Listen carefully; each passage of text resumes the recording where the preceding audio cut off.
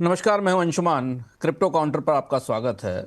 इस सप्ताह की शुरुआत क्रिप्टो बाजार के लिए कुछ मिली जुली सी रही है। बिटकॉइन करीब 1.2% गिरकर 1,14,000 डॉलर पर आ गया। रात में करीब 1,13,000 डॉलर से नीचे चला गया था, लेकिन वहां से वापसी की है। 1,13,000 के आसपास का इस तरफ नया सपोर्ट माना जा रहा है। हालांकि 1,16,000 पर अभी भी रुकावट बनी हुई है। चीन में रेगुलेशन बदलने की चर्चाएं थी, मगर उस पर स्पष्टीकरण आ गया और इसका असर जो बिटकॉइन पर दिखा था दबाव के तौर पर, वो अब बदल गया है। बिटकॉइन के बिल्कुल विपरीत इथीरियम में करीब 3.7% की तेजी देखी गई है और इसकी कीमत 3,568 तक पहुंच गई है। 3,416 डॉलर से इसमें रिकवरी आती दिखाई दी है।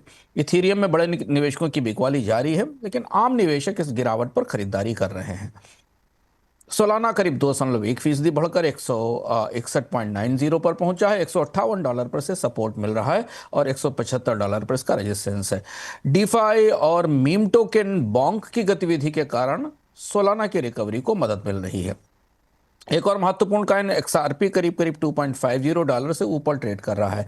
एक्सआरपी को लेकर जो कानूनी स्थिति थी वो साफ हो गई है और इसलिए इसका उपयोग बढ़ रहा है, जिसकी वजह से मिड कैप क्रिप्टो में इसकी खास जगह बनी हुई है। लेकिन अगर ये $2.5 से नीचे जाता है तो फिर ये संकेत है कि ये $1.80 तक, $1.80 तक गिर सकता है।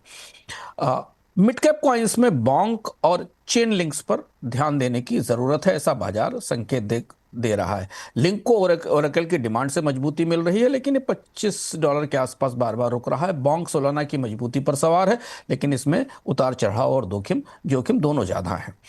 इस सप्ताह बाजार के बड़ों की यानी इंस्टीट्यूशनल की गतिविधियां भी सुर्खियों में रहेंगी। इथीरियम ईटीएफ को इस हफ्ते ज्यादा निवेश मिला, जबकि बिटकॉइन ईटीएफ से थोड़ी निकासी बढ़ी है। बिटकॉइन ईटीएफ के निवेशक मुनाफा वसूली कर रहे हैं। खासतौर से संस्थागत निवेशक कीमतों के ज्यादा ऊपर जाने पर जोखिम से बचते दिख रहे हैं। जुलाई में अमेरिका में स्पॉट क्रिप्टो ईटीएफ में करीब $12.8 बिलियन का इन्फ्लो हुआ है। इथीरियम में 369% के आसपास का इन्फ्लो बढ़ा है। ब्लैक रॉक और फिडेलिटी इस सेगमेंट में सबसे मजबूत इन्वेस्टर बनकर उभरे हैं।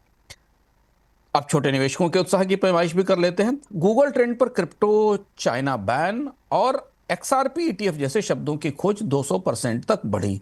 ये अफवाहों के चलते और इन चीन पर में प्रतिबंध की अफवाहों के चलते उत्साह में थोड़ी कमी आती दिखाई दी। इथीरियम में गिरावट के दौरान रिटेल खरीद बढ़ी है। मिड कैप्स में ट्रेडिंग सबसे ज्यादा रही है। निवेशक सतर्क हैं, लेकिन गिरावट पर खरीदारी कर रहे हैं। कॉइनडेक्स 80 इंडेक्स बीते 24 घंटे में मजबूती का रुख दिखा रहा है। ये करीब 860 अंकों पर है, मगर 7 दिन के सर्वोच्च स्तर से काफी नीचे है। इस महीने की शुरुआत के साथ पेपकॉइन पर एक बार फिर सोशल मीडिया पर ट्रेंड कर रहा है। इसकी बड़ी वजह यह है कि मीम कॉइन्स में नए सिरे से दिलचस्पी बढ़ी है। जबरदस्त उतार चढ़ाव भी दिख रहा है। पेपकॉइन जो मीम से जुड़ा हुआ है, इसमें इसे लेकर एक्स, जो कि पुराना ट्विटर था, टिकटॉक पर क्रिप्टो इन्फ्लुएंसर और ट्रेडिंग ग्रुप्स इसे 100x कॉइन और नेक्स्ट डॉज जैसा बता रहे हैं। मीम कॉइन्स के बाजार में तेजी के कारण टॉप कॉइन्स की वॉच लिस्ट में भी पेपकॉइन लगातार बढ़ता दिखाई दे रहा है। मीम कॉइन जोखिम भरे होते हैं, इसलिए सतर्क रहें। अलबत्ता इस टोकन ने अब तक के पिछले एक हफ्ते में इस महीने के सबसे चर्चित स्पेकुलेटिव एसेट्स का खिताब या हिस्सा हासिल कर लिया है। रेगुलेटर्स का हालचाल भी जान लेते हैं। बीते शुक्रवार से बाजार में बड़ी चर्चा थी कि चीन ने क्रिप्टो रखने पर पाबंदी लगा दी है, जिसका असर हमें बाजार के सेंटीमेंट पर, अंतर्धारणा पर नजर आया। हालांकि चीन सरकार ने फिर स्पष्ट किया कि कोई नया बैन नहीं लगाया गया है। 2021 के पुराने नियम ही लागू होंगे। चीन में ट्रेडिंग और माइनिंग पर प्रतिबंध जारी रहेंगे। इसके बाद हमने बाजारों में रिकवरी देखी। अमेरिका का जीनियस बिल का अब कानून बन चुका है। इससे डिजिटल एसेट्स और स्टेबल कॉइन पर पहली बार फेडरल यानी केंद्र सरकार के नियम लागू होंगे। एसईसी भी नए नियमों की तैयारी कर रहा है। एक्सचेंज और कंपनियों में इस हफ्ते कोई बड़े आउटेज, डीलिस्टिंग या अधिग्रहण की खबर नहीं आई। कॉइनबेस और बिनांस जैसे प्लेटफॉर्म चीन से जुड़ी अफवाहों पर निगरानी कर रहे हैं। रिटेल और इंस्टीट्यूशन दोनों डेरिवेटिव्स की तरफ बढ़ते दिखाई दे रहे हैं, जो बाजार में मेच्योरिटी आती हुई बताता है। प्रसिद्ध लेखक और निवेशक रॉबर्ट कियोसाकी ने कल एक बात कही जिसका बयान काफी चर्चा में रहा। उन्होंने कहा, क्रिप्टो की ताकत बढ़ रही है और फेडरल रिजर्व डगमगा रहा है। आने वाले दिनों में अमेरिकी डॉलर में अस्थिरता और ज्यादा बढ़ेगी। स्टेबल कॉइन्स बाजार में आ रहे हैं।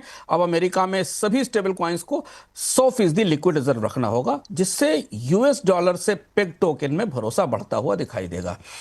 इधर डिफाई बाजार में जुलाई की भारी उठापटक के बाद अब स्थिरता आ रही है। बॉन्क की वजह से सोलाना प्रोटोकॉल्स में लोगों की वापसी होती दिख रही है। पिछले 24 घंटे में कोई बड़ा घोटाला या किसी तरीके की गिरफ्तारी या नियामक कार्यवाही की खबर नहीं है।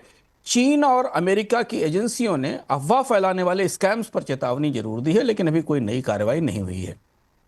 इस हफ्ते का आउटलुक भी समझ लेते हैं। क्रिप्टो बाजार में इस हफ्ते अमेरिकी महंगाई के आंकड़े आएंगे और फेडरल रिजर्व का जैक्सन होल सम्मेलन होने वाला है, जहां जीरोम पावेल के भाषण पर निगाहें रहेंगी। अगर अमेरिका में महंगाई बढ़ती है तो फिर क्रिप्टो की कीमतों पर, खासतौर पर लार्ज कैप क्रिप्टो पर दबाव बन सकता है।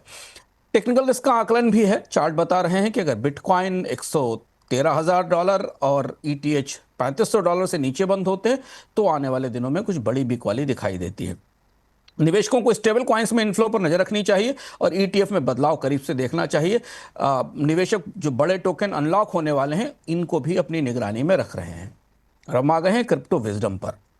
चेन अपग्रेड के बारे में आप लगातार सुनते हुए आए होंगे। इनकी वजह से बाजार में टोकन्स की कीमत पर असर भी होता है। ब्लॉकचेन अपग्रेड लगभग वैसा ही है जैसे किसी बिना इमारत को तोड़े हुए बिना उसमें नई चीजें जोड़ना, सिक्योरिटी फीचर्स बढ़ाना और चीजों को बेहतर करना। इसके बीच आपकी पूंजी सुरक्षित रहती है और ये बदलाव सबकी सहमति से होते हैं। ठीक इसी तरह एक और चीज जो अक्सर निवेशकों के लिए समझने वाली होती है वो टोकन अनलॉक को होती है। टोकन अनलॉक एक तरीके की टाइम रिलीज गुल्लक जैसी है, जिसमें पुराने निवेशकों या टीम के लिए टोकन तय समय पर जारी होते हैं। जब ये अनलॉक होते हैं तो कुछ लोग इन टोकन्स को बेचते हैं और इसकी वजह से प्राइस ऊपर नीचे हो सकते हैं, और इसलिए क्रिप्टो ट्रेडर्स टोकन अनलॉक के कैलेंडर्स पर लगातार नजर रखते हैं। क्रिप्टो काउंटर में आज इतना ही। फिर मिलते हैं कल नए अपडेट्स के साथ।